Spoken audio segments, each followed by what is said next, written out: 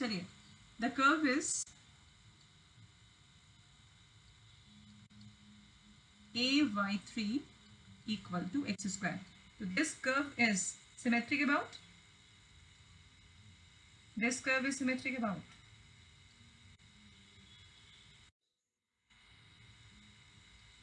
x axis. Okay, पक्का? Sorry, question है, question में कुछ मिस्टेक हो गया मेरे साइड से, ठीक है। जो क्वेश्चन हम लिखे हैं वो आप लोग सबके पास बुक है, तो उस बुक में जो फिगर है वो फिगर एक्स एक्सिस के सिमेट्रिक है, पर यहाँ जो हम कर्व लिए हैं, ठीक है, ये एक्स एक्सिस के सिमेट्रिक नहीं है।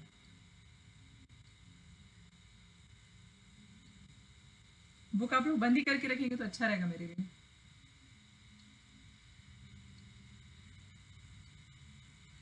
ठीक है, आप लोग बुक क्लोज करें।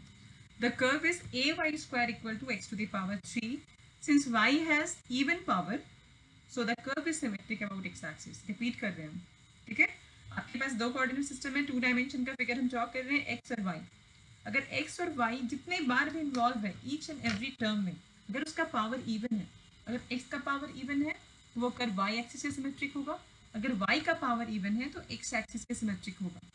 पर क्योंकि इस कर्व में सिर्फ एक x और एक ही y आया तो हम लोग सिर्फ उसके पावर पे कॉन्सेंट्रेट कर रहे हैं। अगर मेनी टाइम्स आता, सपोज ऐसा होता है कि मेरे पास जो कर्व का इक्वेशन है उसमें नंबर ऑफ टर्म्स 4 है, आपको एक एक टर्म में देखना होता कि x और y का पावर कैसा है। अगर x का पावर इवन तो curve is symmetric about y axis, if the power of y is even the curve is symmetric about x axis, if both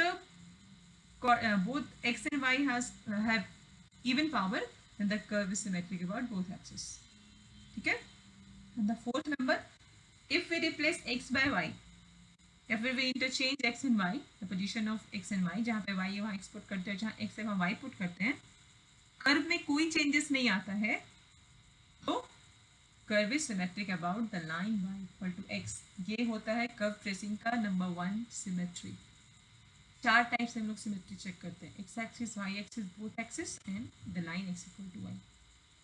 clear हुआ कि जल्दी हो गया? जल्दी बताइए। ठीक है, लास्ट वाला फिर से बताएं। अगर इक्वेशन आपके पास इक्वेशन ही है ना, कर्व क्या है, एक इक्वेशन है। अगर इक्वेशन में x और y को इंटरचेंज कर दिए, जैसे मेरे साथ अगर रूपा बैठी है, अगर हम पोजीशन इंटरचेंज करना चाहें तो हम रूपा के प्लेस पे बैठेंगे और रूपा मेरे प्लेस पे बैठेगी। ऐसा नहीं कि हम रूपा के प्लेस पे बैठे और रूपा जाके किसी और के प्लेस पे बैठ गई, ऐसा नहीं, पोजीशन इंटरचेंज हो रहा है। ठीक है, मतलब y को x के प्लेस पे शिफ्ट कर रहे हैं और x को y के प्लेस पे शिफ्ट कर रहे हैं। It's like x square plus Y square equal to A square. Circle का इक्वेशन है ना, सर्कल x एक्सिस के भी सिमेट्रिक है, y एक्सिस के भी सिमेट्रिक है, दोनों एक्सिस के सिमेट्रिक है and symmetric about the line y equal to x। x के प्लेस पे y पुट करिए, ये हो जाएगा y स्क्वायर, y के प्लेस पे x पुट करिए, ये हो जाएगा x square and this is a square. Equation में कोई चेंज आया? नहीं। तो जब हम सर्कल ड्रॉ करेंगे ना, सर्कल को देखिए आप, सॉरी इलिप्स बन गया, ठीक है, ये हो गया मेरा सर्कल, सर्कल टाइप दिखाई दे रहा है। सर्कल देखिए सबके सिमेट्रिक है, x के सिमेट्रिक, y के सिमेट्रिक, दोनों एक्सिस के symmetric and the line y equal to x। ठीक है, लेकिन इस कर्व में जैसे हम y के प्लेस पे x पुट करेंगे और x के प्लेस पे y, तो ये सब कुछ चेंज हो जाएगा।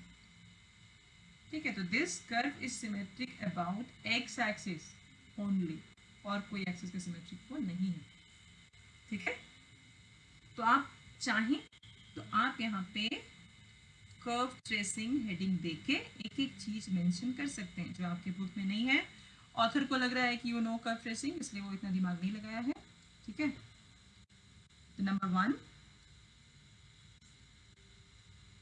ये हम इक्वेशन नंबर 1 देते हैं। Equation 1 has even power of y, so the curve is symmetric about y x axis, sorry y रहता था x, x रहता था y। अच्छा, कोई हमको ये बता सकता है हम लोग क्यों सिमेट्रिक फाइंड करते हैं, सिमेट्री क्यों देखते हैं? एनीवन? क्या जरूरत है सिमेट्री देखने का? अगर हम सिमेट्री नहीं देखे तो क्या मेरा काम नहीं बनेगा? बताइए तो जल्दी, कुछ तो बोलिए।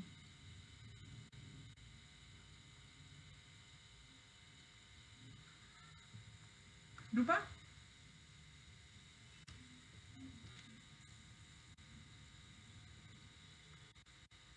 कर्व ट्रेसिंग आप लोग पढ़े थे ना, इंटीग्रल कैलकुलस में था। कब पढ़े थे?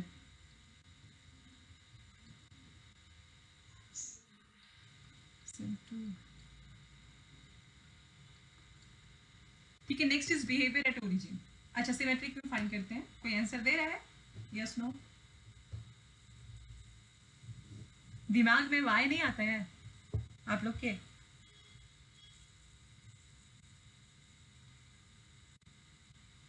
करना करना है या नहीं? श्वेता है?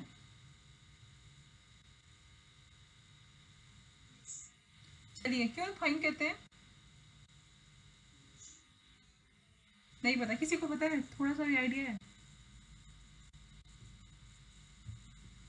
कोई गेस कर सकता है क्यों सिमेट्री फाइंड करते हैं?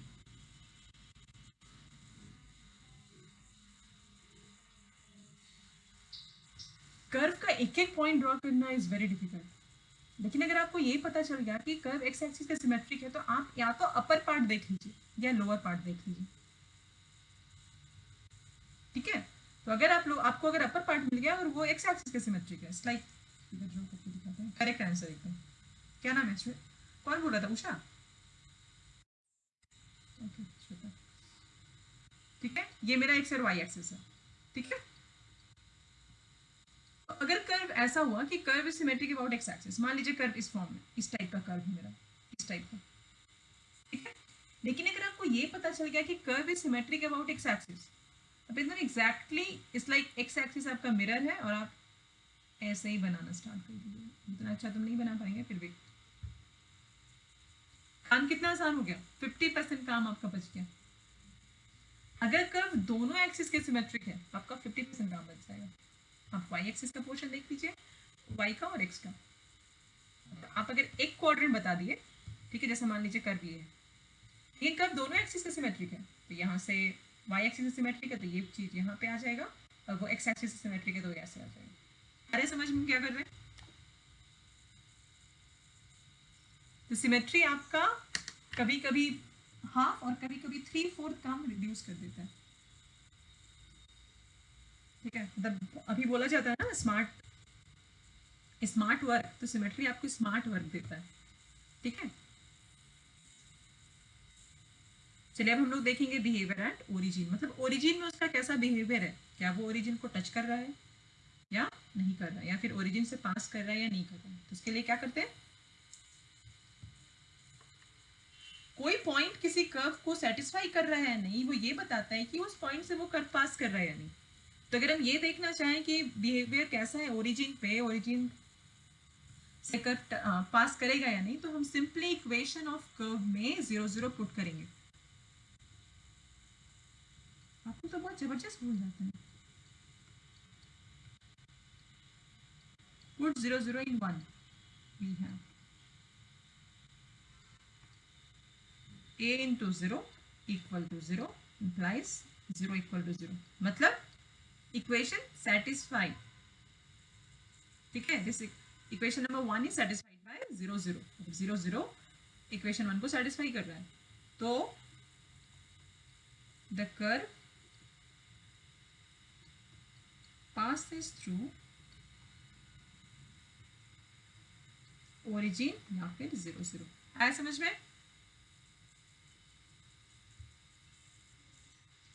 नेक्स्ट हम लोग देखेंगे, नेक्स्ट हम लोग देखते हैं इंटरसेप्ट, फोर्थ वन देखते हैं हम लोग एजिम्प्टोट, फिफ्थ वन हम लोग देखते हैं टेंजेंट, जो हम तो पर्सनली कभी नहीं देखते हैं।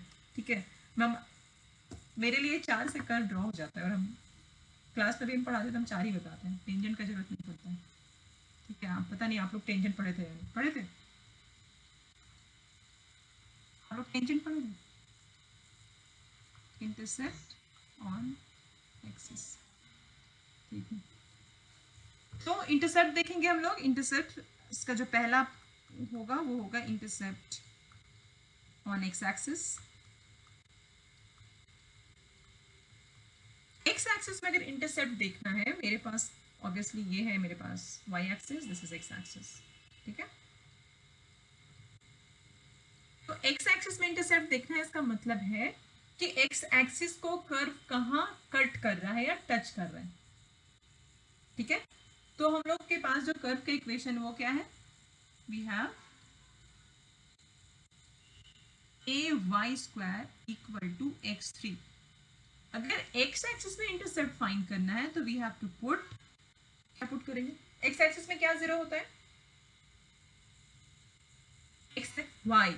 तो अगर एक्स इंटरसेप्ट देखना है तो you have to put Y equal to zero, then X equal to zero. यही होगा ना, यहाँ पे वाई जीरो पुट करेंगे, एक्स भी जीरो है, मतलब एक्स एक्सिस में कोई इंटरसेप्ट नहीं है, बस कर्व एक्स एक्सिस को ओरिजिन पे ही टच कर रहा है.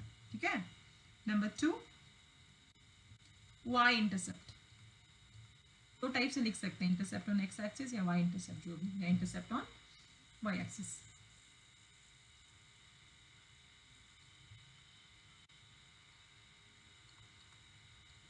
ठीक है, intercept Y intercept put Y axis पे क्या जीरो होता है, एक्स,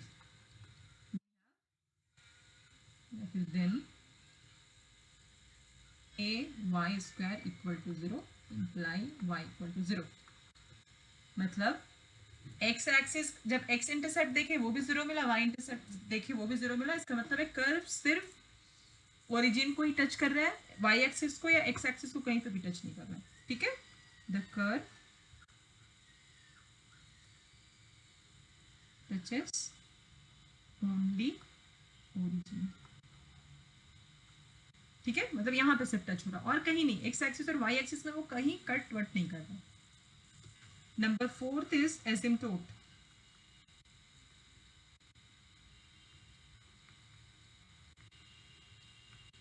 एसिम्प्टोट क्या है, can you define what is asymptote? एक चैप्टर होगा डिफरेंशियल कैलकुलस में आपका.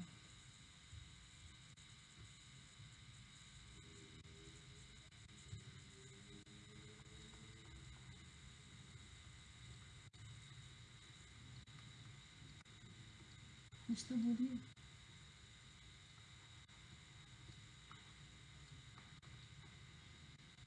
सुने हैं कि नहीं?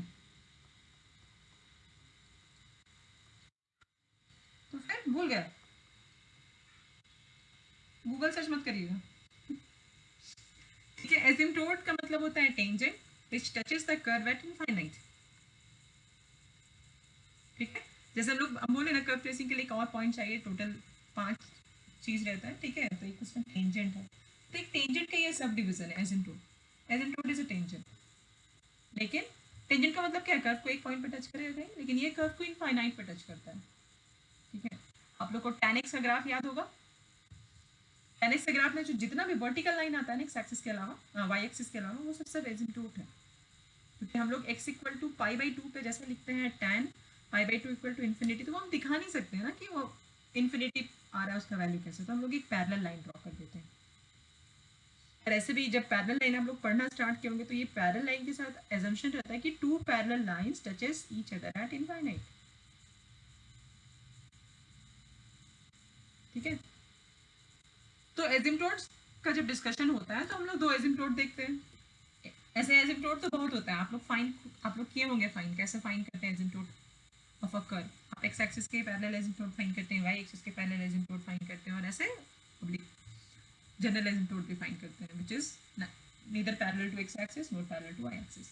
ठीक है, कैसे, तो जब एक्स एक्सिस के पैरेलल एसिम्प्टोट फाइन करना होता है तो किसका कोफिशिएंट देखा जाता है, बताइए. तो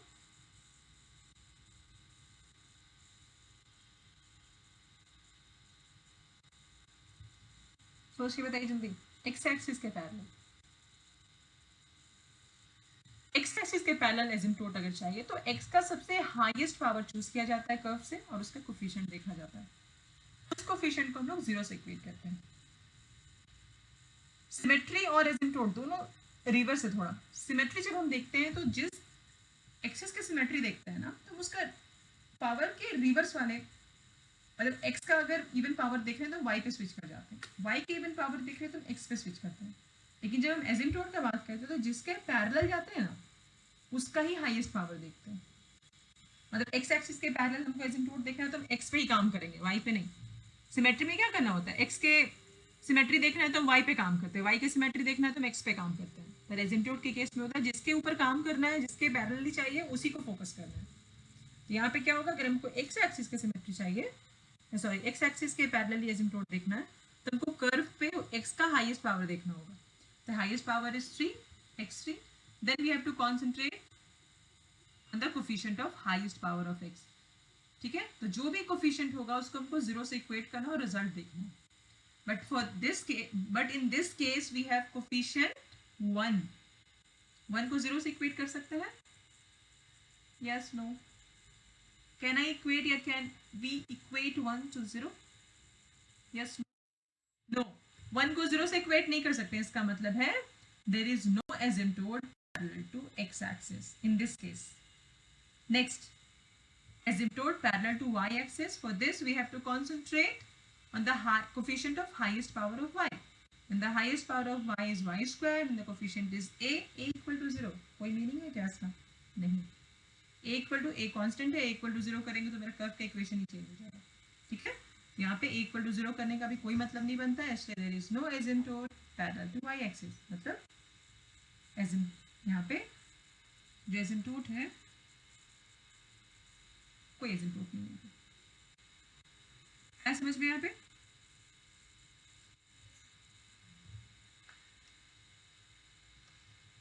तो इतना में कर्व बन जाना चाहिए, बना पाएंगे? बताइए तो। हो गया सर, टेंजेंट तो नहीं निकालते तो हम आज भी नहीं निकालेंगे, ठीक है। आप लोग बताइए, आप लोग कर्व बना पाएंगे?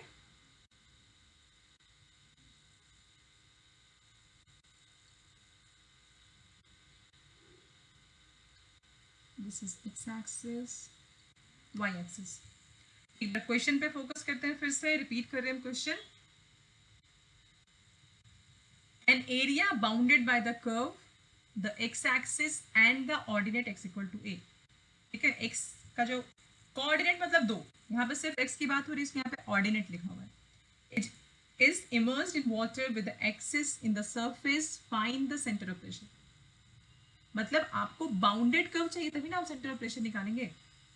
ठीक है, तो बाउंडेड कर्व के लिए आपको दे दिया गया एक कर्व ये, second boundary x axis and the third boundary is x equal to a. तब हम लोग करते हैं कर्व ड्रॉ। ठीक है, तो एक बाउंड्री तो एक्स इक्वल एक्स एक्सिस है, मतलब ये। ठीक है, next boundary is x equal to a, तो x equal to a draw कर देते हैं, आसानी होगा। दिस इज, ये तो वाई एक्सिस है and this is x equal to a. समझ में आ रहा है? अभी तक हम लोग, हाँ, तो तीन बाउंड्री था, एक कर्व, एक एक्स एक्सिस और third is x equal to a. अभी तक हम लोग कर्व ड्रॉ नहीं किए। ठीक है, कर्व एक्स एक्सिस के सिमेट्रिक है, कर्व ओरिजिन से पास कर रहा है और मेरे पास कोई इंफॉर्मेशन नहीं है क्या, कहीं अप और डाउन कुछ भी नहीं। ठीक है, हम कर्व को यहां से स्टार्ट करेंगे, कर्व यहां से स्टार्ट होगा। ठीक है, और इन्फिनिटी तक चला जाएगा, ऐसा ऊपर आगे तो नहीं जा रहा है। ऑल्दो हम सिर्फ यहाँ तक रहेंगे, क्यों? क्योंकि मेरे पास क्वेश्चन के अकॉर्डिंग बाउंड्री है। Since this curve is symmetric about x axis, तो सेम चीज हम नीचे भी ड्रॉ करेंगे। आया समझ में? क्या किए? स्ट्रेट लाइन नहीं होगा ये, ठीक है।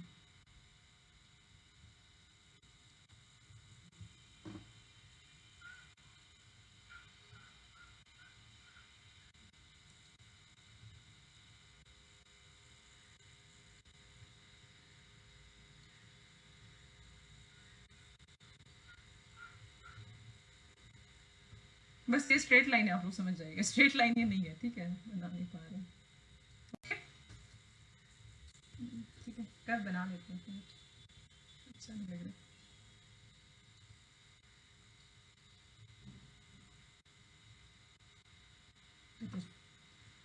तो this line is x equal to, अब मेरे पास जो कर्व है ये पूरा जो ड्रॉ कर रहे हैं, ठीक है, इस कर्व का सेंटर ऑफ प्रेशर फाइंड करना है, ठीक है। मान लीजिए दिस इज ओ, ये हम रिमूव कर रहे हैं समझने के लिए था, this is O,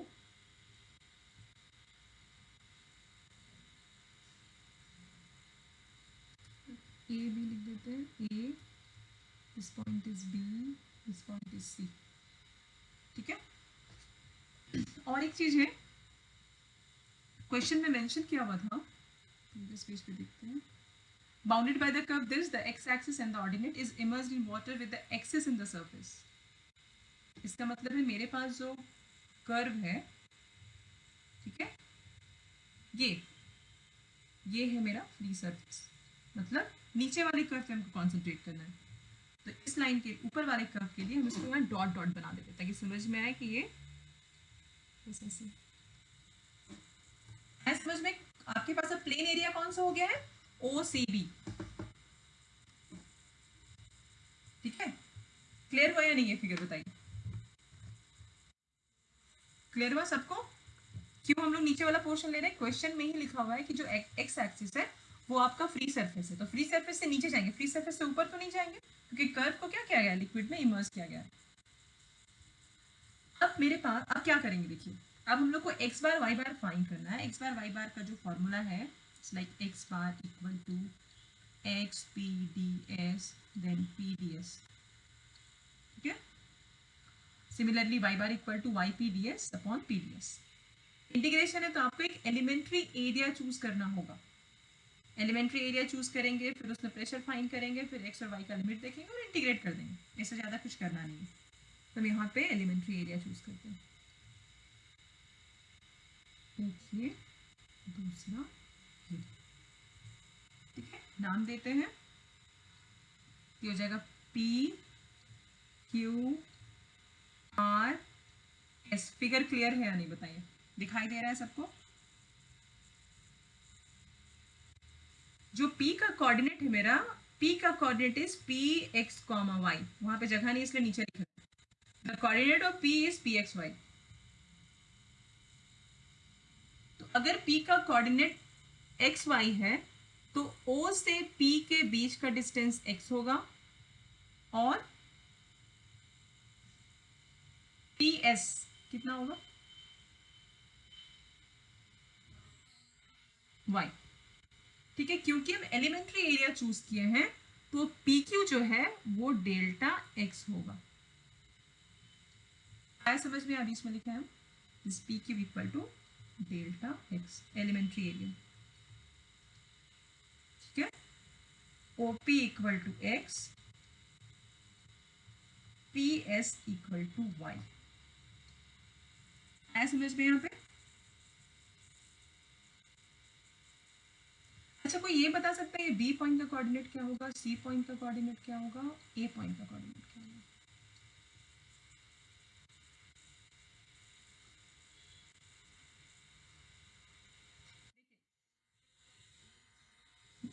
yes A zero, ठीक है। नेक्स्ट बी,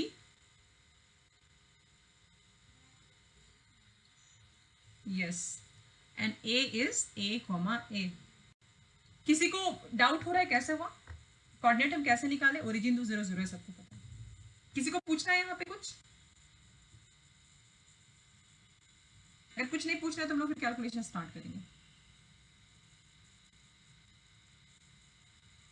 क्योंकि फिगर यही है तो हम ये हटा रहे हैं, ठीक है, यहीं पे बताएंगे।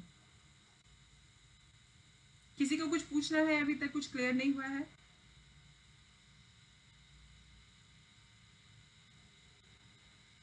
सब कुछ clear, all clear,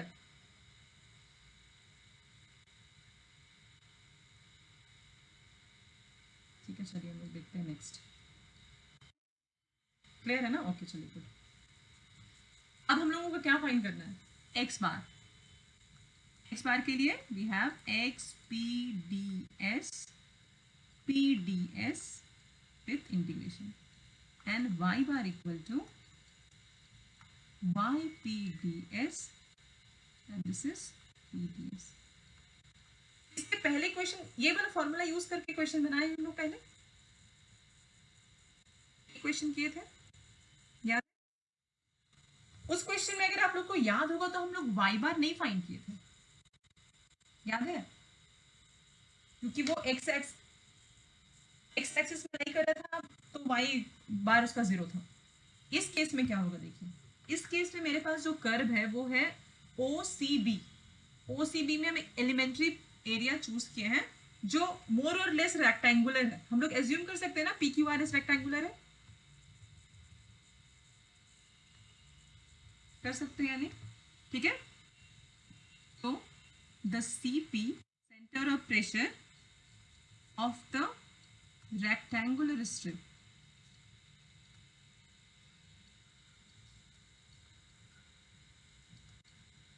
P Q R S is क्या होगा बताइए? रेक्टेंगल का सेंटर ऑफ प्रेशर अगर हम एक्स वाई ले रहे हैं तो ये होता है एक्स कॉमा 2/3 y। क्यों होता है बताते हैं। सेंटर ऑफ प्रेशर जब हम रेक्टेंगल का फाइंड कर रहे थे, अगर आप लोग को याद होगा, ठीक है, अगर ये मेरे पास रेक्टेंगल है, ठीक है, ये अगर फ्री सरफेस में है, ठीक है, दिस इज फ्री सरफेस,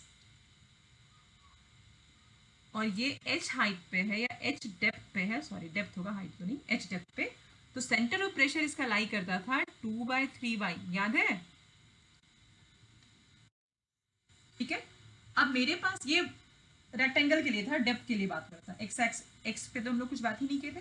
अब यहाँ पे क्या कर रहे हैं हम लोग, एक कर्व का सेंटर ऑफ प्रेशर फाइंड कर रहे हैं, तो हम लोग को कोऑर्डिनेट फाइंड करना है। अब मेरे पास ये स्ट्रिप है पी क्यू आर एस, तो हम लोगों को उसके डेप्थ में सेंटर ऑफ प्रेशर कहाँ जाएगा वो भी देखना है, ठीक है। तो इसके डेप्थ में जाने के लिए हम लोग को ये वाला चीज देखना होगा कि अच्छा ठीक है, अगर जैसे मान लीजिए जहाँ पे y है वहाँ x पुट कर देते और जहाँ x है वहाँ y पुट कर देते, तो ये रिवर्स हो जाता, हम लोग लिखते हैं 2/3x, y। अब इस पी क्यू आर एस के लिए जो मेरा सेंटर ऑफ प्रेशर का डेप्थ होगा वो हो जाएगा 2/3y। ये बहुत ही इंपॉर्टेंट चीज है, एग्जाम में मिस हो जाता है। आप सिंपली लिख देते हैं let the centre of pressure of A rectangular strip is x, y, और उसके बाद ये फॉर्मूला यूज कर देते हैं, ठीक है। वाई बार ऐसे निकाल सकते हैं, लेकिन आपको वाई बार के लिए फिर उसको 2/3 से मल्टीप्लाई करना पड़ेगा। क्यों?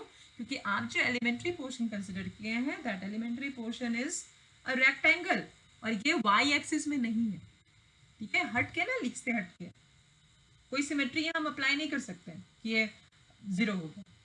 आ रहा है समझ में क्या बोले? तो ये पॉइंट आपको बहुत ध्यान देना है, ये वाला चीज कि हम क्यों 2/3y यहाँ ले रहे हैं। Okay, clear? Yes, no?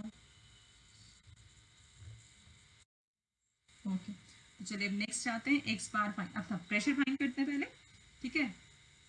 P equal to pressure on P Q R S। Pressure क्या होता है? रो जी एच, ठीक है। अब ये रेक्टेंगल है मेरा, ऐसे रेक्टेंगल है तो ऐसे कंसिडर कर ही सकते, थोड़ा सा तो बहुत कम थिकनेस का है तो वो रेक्टेंगल है, ठीक है। अगर ये डेप्थ h है तो centre of rho G H के लिए जो हम h लेते थे वो क्या होता था? Centre of gravity. Centre of gravity क्या होगा? मिडिल में होगा। अगर ये पूरा h है तो सेंटर ऑफ ग्रेविटी h/2 में होगा, मतलब रो जी h/2, ठीक है। लेकिन मेरे पास यहाँ h के प्लेस पे क्या है? डेप्थ इज y, तो this will become rho G y/2। अभी तक हम लोग कहीं पे ये नहीं लिखे हैं व्हाट इज रो, अब तो मेंशन करना पड़ेगा, where rho is the density of the liquid. Clear है? यहाँ पे QY/2 लिए हैं, ये हम लोग निकाले प्रेशर, पहले कुछ नया नहीं है, ठीक है। आप यहाँ पे ऐसे भी लिख सकते हैं, pressure on PQRS at its CG। और क्या फाइंड करना है? फॉर्मूला के अकॉर्डिंग DS चाहिए। DS तो हम लोग डायरेक्ट भी लिख सकते हैं, इस रेक्टेंगल का क्या हो जाएगा? Area y delta x। तो चलिए नेक्स्ट पेज पे चले। P निकाल चुके हैं हम लोग, यहीं पे रहते हैं।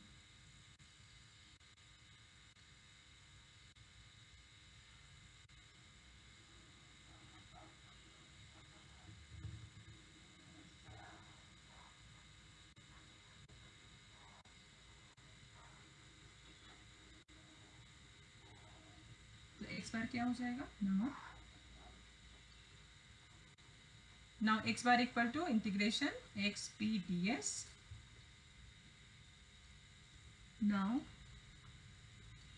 X bar equal to integration x P D S upon P D s, this is equal to x के प्लेस पे एक्स, पी क्या फाइंड किए थे, rho g y by two, d s कितना हो जाएगा, d s l into v y into delta x upon rho g y by two, p के place पे एंड डी एस के प्लेस पे वाई डेल्टा एक्स। यहां तक समझ में आया या नहीं? क्या चीज मिस हो गया, लिमिट अभी तक हम लोग नहीं दिए, एक्स पे वेरिएशन देखते हैं, डेल्टा एक्स है मतलब हम लोग को एक्स पे वेरिएशन देखना है। ये स्ट्रिप को सबसे लोएस्ट पोजीशन पे हम ओरिजिन पे लेके जा सकते हैं, इसलिए लोअर लिमिट इसका 0 होगा। इस स्ट्रिप को एट मैक्स हम इस लाइन पे लेके शिफ्ट कर सकते हैं, तो x इक्वल टू होगा in both case this varies from 0 to a। Clear है? सारा कांस्टेंट कैंसिल होगा, मेरे पास फाइनली जो आएगा this is X Y square D X, this is Y square D x.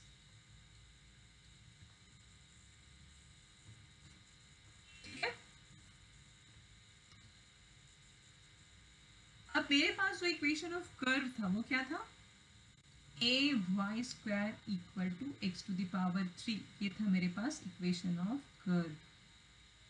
अब यहाँ पे मेरे पास इंटीग्रेशन तो dx है, मतलब x के रिस्पेक्ट में है, पर वेरिएबल y भी इन्वॉल्व है, तो हम इक्वेशन यूज करेंगे और y को x में कन्वर्ट कर देंगे, तो ये हो जाएगा मेरा 0 to a x, this is x to the power 3 upon a dx। ठीक है, this is x3 upon a dx 0 to a,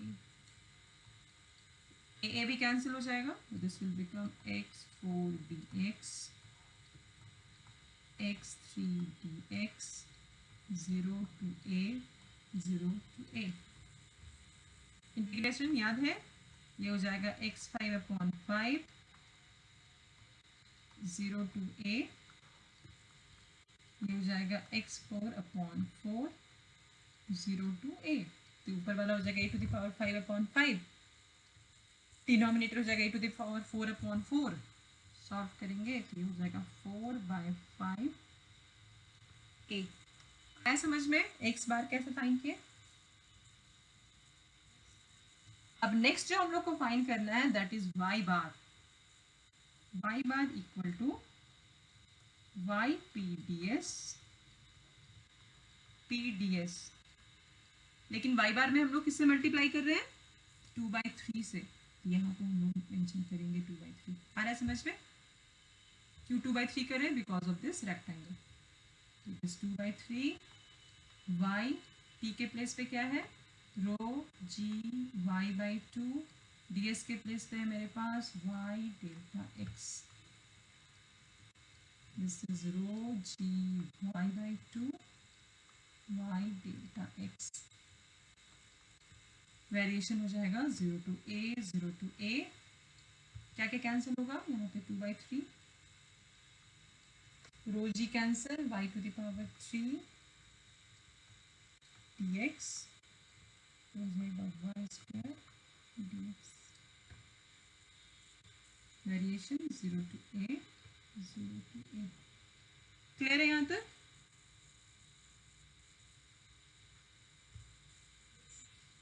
चलिए अब हम लोग देखते हैं यहाँ पे y को क्या करेंगे, x के टर्म में कन्वर्ट करेंगे, मेरे पास एक इक्वेशन है, ठीक है, उसके थ्रू इक्वेशन यहाँ पे दिखाई दे रहा है y square equal to x to the power 3 upon a, अगर y क्यूब लेना होगा तो ये हो जाएगा 2/3, देखिए यहाँ से y3 ले रहे हैं हम, ठीक है, y का वैल्यू क्या हो जाएगा, x3/a, पावर कितना हो जाएगा, हाँ होगा, इस इक्वेशन को देखें, अब क्योंकि यहाँ पे y3 है तो हम पावर क्या कर देंगे, 3 कर देंगे, y3 हो गया, यहाँ पे हम लिख दिए dx, यहाँ पे हो गया वाई स्क्वायर के लिए तो कोई प्रॉब्लम नहीं है, this is x3/a, this is dx 0 to a, 0 to a. This is 2 by 3 integration x to the power 3 upon 3 by 2. कितना होगा बताइए तो? ये 3 1 by 2 3 9 by 2 हो गई 3 by 2 और उसके बाद 3 by 2 को 3 टाइम्स आप ऐड करेंगे तो दिस विल बिकम 9 by 2. तो x to the power 9 by 2, a to the power 9 by 2, ये हो जाएगा, इसको डिवाइड कर सकते हैं डायरेक्ट, दिस इज dx, ये हो जाएगा x to the power 4 by 4, direct कर देते हैं इसको, ठीक है. लिखने की जरूरत नहीं होगा, 0 to a, तो दिस विल बिकम 2 by 3, ये हो जाएगा 4 by a4. समझ में आ रहा है? ये नीचे वाला सॉल्व कर लिया और यहाँ पे कैलकुलेशन हम कर दें, आप लोगों को समझ में आ जाएगा, डायरेक्ट कर दें, आप लोग देखिएगा नहीं समझ में आएगा.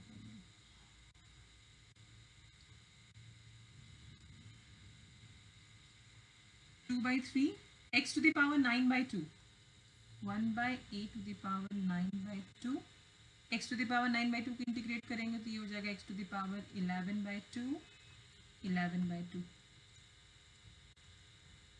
0 to a, और नीचे वाला जो टर्म है वो हो जाएगा a4 by 4, ये हो जाएगा,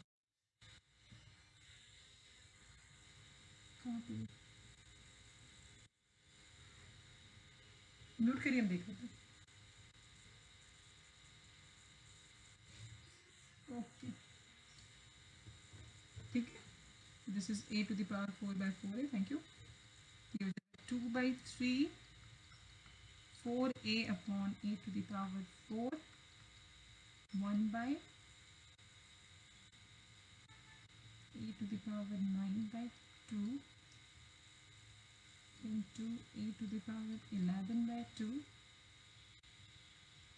11 by 2.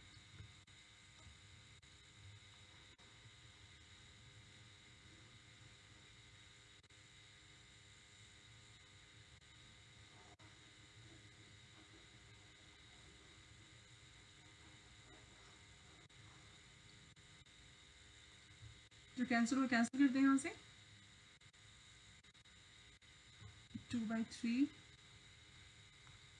एक a और यहाँ से एक कैंसिल कर दे रहे, हो जाएगा 4 by a to the power 3, a to the power 11 by 2, a to the power 9 by 2, कुछ मिस्टेक हुआ कहीं पर, दिस इज 2 by 11, a बहुत आ गया, क्यों?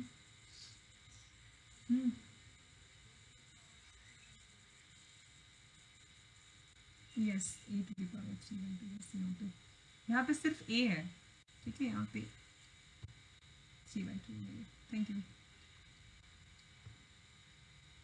This will become 3 by 2,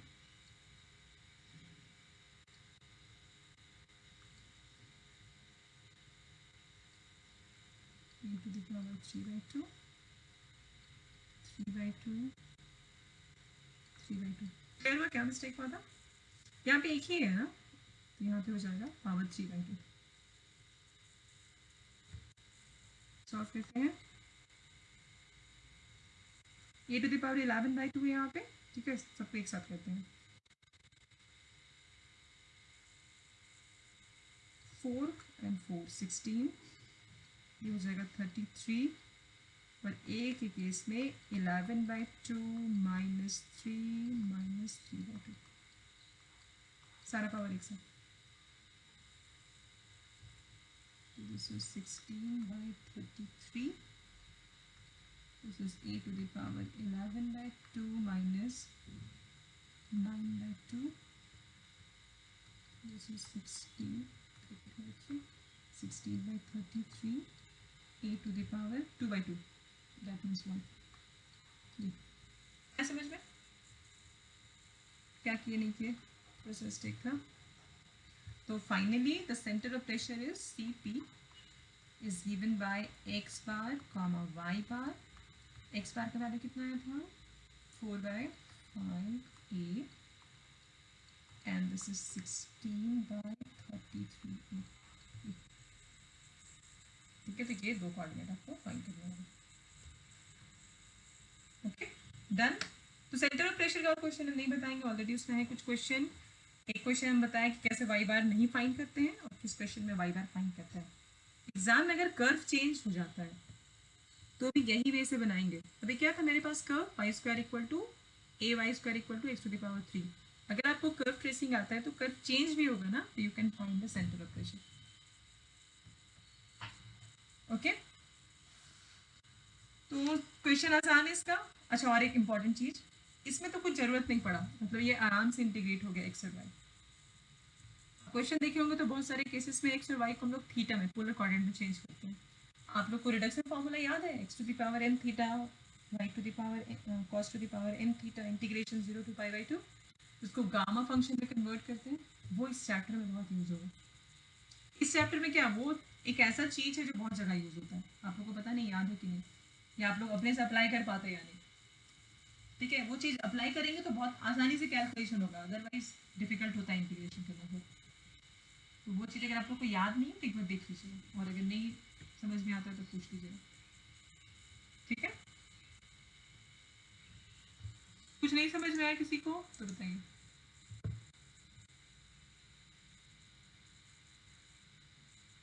Tuesday को हम टेस्ट लेंगे हाइड्रोस्टैटिक्स।